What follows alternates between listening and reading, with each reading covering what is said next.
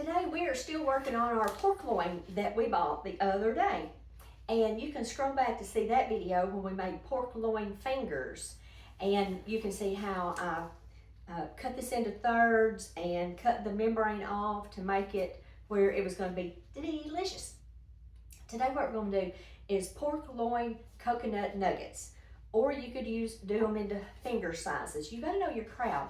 So if you would cut it into smaller pieces, you can feed more people. But this is 1/3 of this pork loin that we bought the other day. And I'm just going to slice it into what you would generally think would be about the size of a pork chop. I'll show you how thick that is, about like that. And I'm going to take off just that little part that's undesirable there. We'll put that over to the side. Now I'm going to cut these down the middle. And I think I'm going to actually cut these in half this way. I'm going to go ahead and put these in my Ziploc bag because we're going to coat them with some buttermilk and we're going to put them in the icebox. But let me tell you why I have a pork loin. I had been craving, that sounds weird to crave minute steaks, but I had been. I've been craving some minute steaks and thought, well, this is the week I'm going to do them. So I went to the store to buy some minute steaks, and all they had was ribeyes and round steaks. And y'all, you could read the newspaper through them, and they were like $15 for one. And they were like this, and I thought, there's no way I'm gonna pay that. So I looked down there, and there sits this half of a pork loin for, I think it was $9 and like 66 cents or something like that. And it was a little over 4 pounds. And I thought, that's what I'm gonna use. And I'll tell you what, the first one we did together. We did the fingers and made a dipping sauce that was so good. Y'all saw how much that was, how much meat came out of that. We got, the two of us, 3 meals out of that one cooking, and I warmed them up in the air fryer.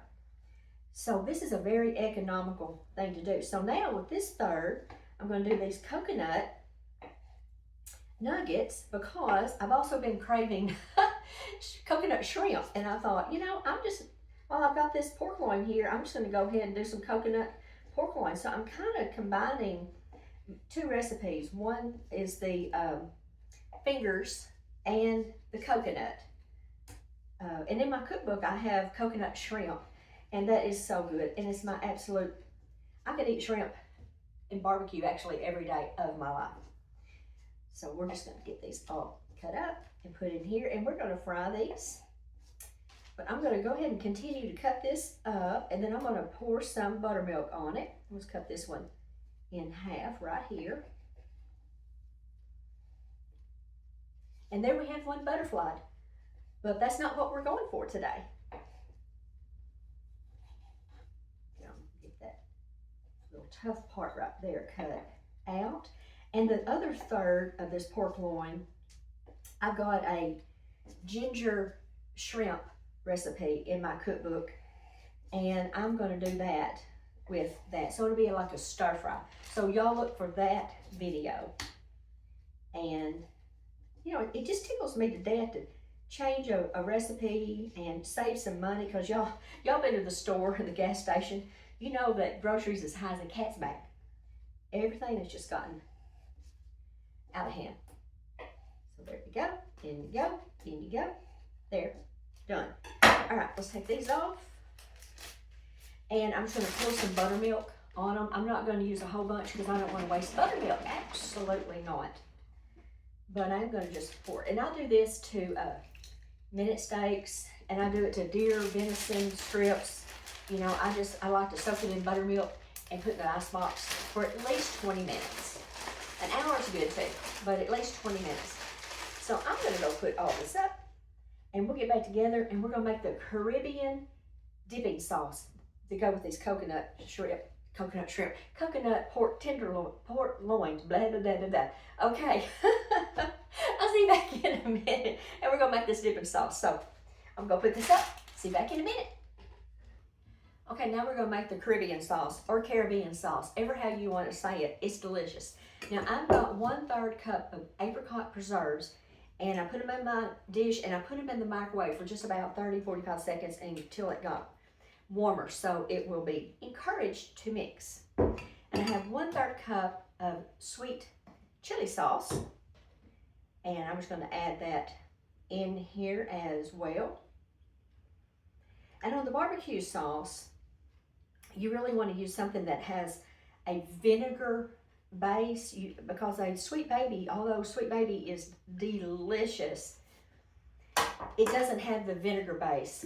I love this Stubbs, not sponsored, I just like it. And it does say gluten-free on the side. And we're going to use about 2 teaspoons, and we're going to eyeball it. So let's just eyeball here too. That looks like 1. Y'all think that looks like 1? Okay, let's do 2.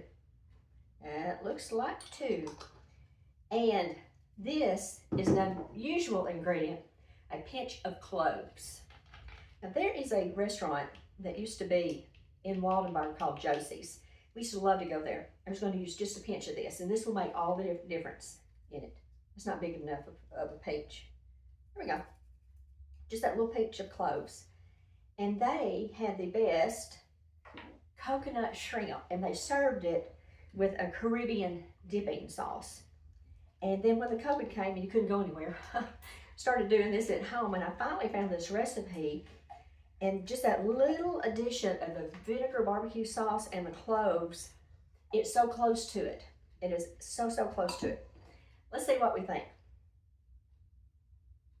If we need to make a mess there.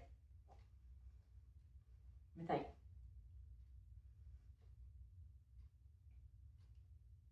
I think I am going to add just a little more cloves. And y'all, a recipe, I can't even get hold of that today. There.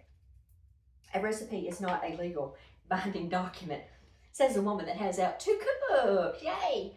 So y'all go to my website and check out the second cookbook. The second cookbook, I'm in this studio kitchen and I'm wearing a white blouse.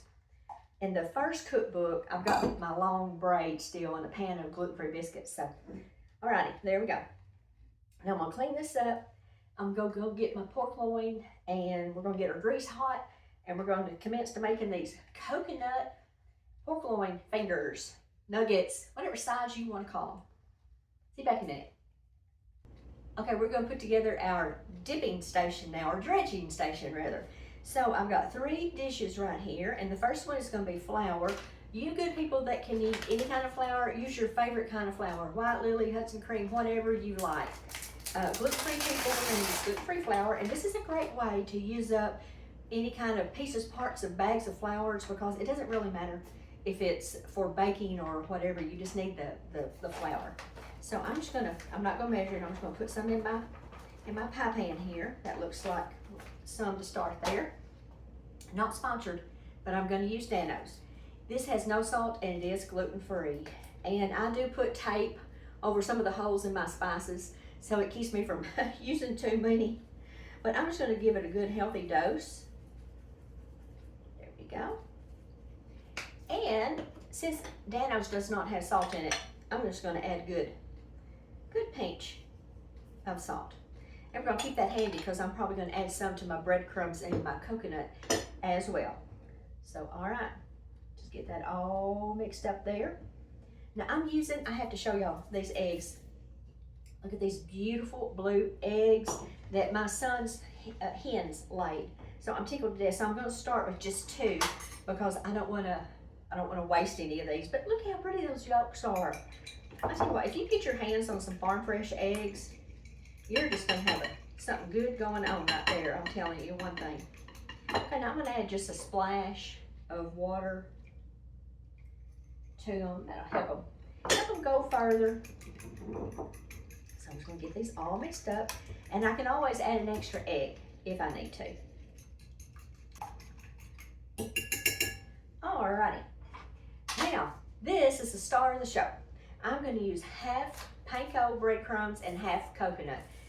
And this is let's see what this says. This is a gluten-free plain, but you can use your favorite. If you like Italian, use that. Whatever you like. I have, and I'm not going to measure this. I'm going to eyeball about half and half. I can always add extra to it. And you can use sweetened coconut or unsweetened coconut. It really doesn't matter.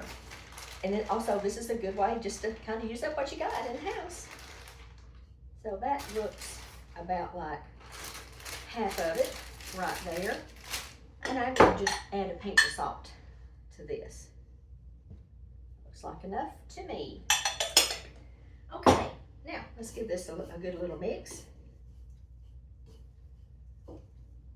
Okay, I think I'm going to add a little more coconut. That looks a little too panko heavy. Now I'll tell you what I had used before. If I needed panko and I didn't have any, I've crushed up Rice Krispies and used those, and it works swell. Works just as good. Okay, so let's get to getting over here. So I've got my pork loin out of the refrigerator, and I'm just going to put several over here so I can get at them in my dish. Sometimes I use white rice flour. Sometimes I use brown rice flour. Sometimes this is one way to kind of use up what you got going on. And I'm going to put these, when I get them done, I'm going to put them on this while I get my grease hot. But I'm just going to take my little pork loin, run it through the flour, and then run it through the egg. And then I'm going to run it through the coconut. And you want to really mash it. You really want to get it good and stuck on there good. You do want to give it a good masheroo. I'm going to put that right there. And we're just going to keep on keeping on. And I'll see you back here in just a minute when we're completely done. Then we're going to get our grease hot. I've got my peanut oil heated up to about 375, and you can test it to make sure it's hot enough by putting a little bit of flour in it, or if you want to use a meat thermometer to be double dog sure, that's a good thing to do. Okay, now I've got my parchment paper lined sheet over here. Now what I like to do when I'm frying something that's got a lot of breading or a lot of, like, especially this coconut, if I pick it up, the protein kind of separates and the good stuff falls off. So I just take my two little items here. I've got my little spatula, and I just pick it up, and then I just ease it off into the grease, just like that. And then all that good stuff that we spent time dredging and mashing it on there, it'll stay on there. And this just makes life simpler. And I'm not going to crowd my pan,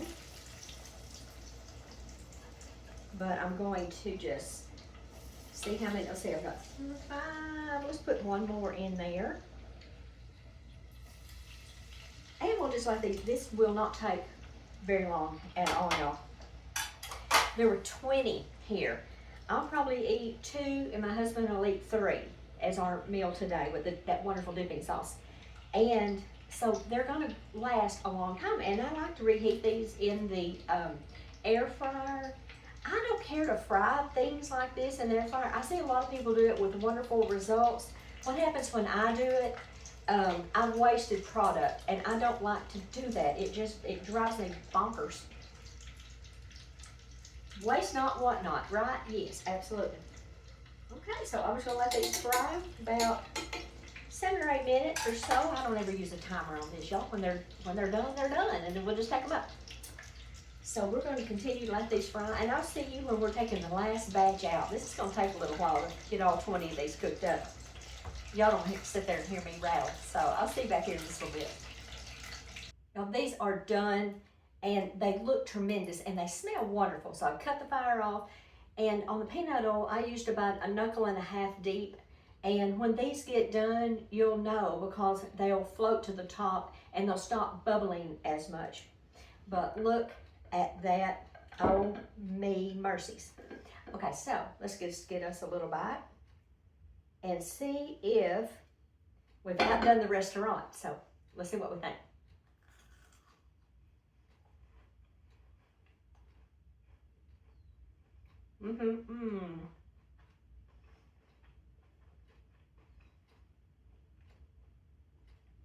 Oh, that is awesome. Those are so good. I'd like to challenge you. If you get a hanker for something, you go to the store and what you had hankering for is too high, find an alternative.